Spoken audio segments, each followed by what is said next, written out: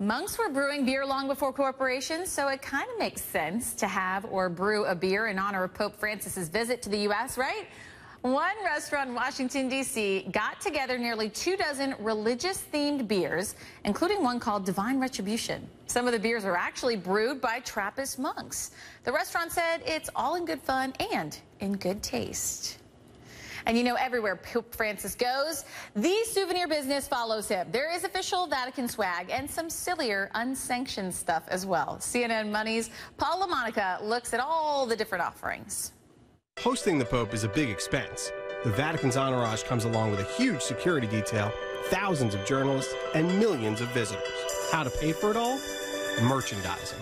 The World Meeting of Families and Philadelphia-based Aramark are selling a range of merch that they say will cover the cost. And they've got almost anything papal you could think of, from playful paraphernalia. Pope Francis, are you upset that Argentina didn't win the World Cup last year? I thought so.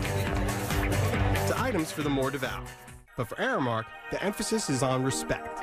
We know there will be entrepreneurs out in the marketplace creating products that may or may not be suitable for this event.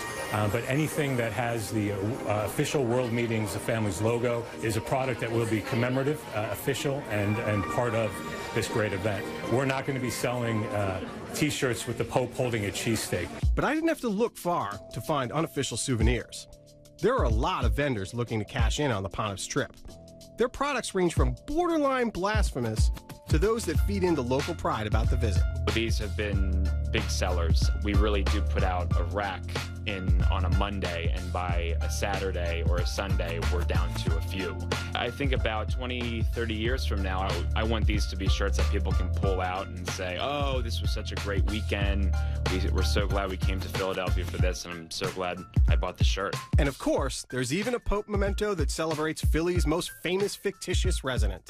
Definitely the most bizarre thing I've seen so far. I'd say it was a picture on a bag or a poster or something with the famous Rocky picture, but it was the Pope, and in his hand was like a big old beer. I tracked that down at the pub on Passyunk East in South Philly, a.k.a. the Pope Bar. They've also got Holy Water beer from Philadelphia Brewery, complete with a Pope Francis tap.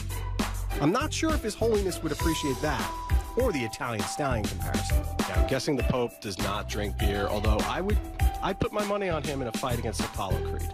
Yeah, oh yeah, for sure. This Pope, you know, he's got all the power behind him, so all the power. So I could definitely see him against Apollo.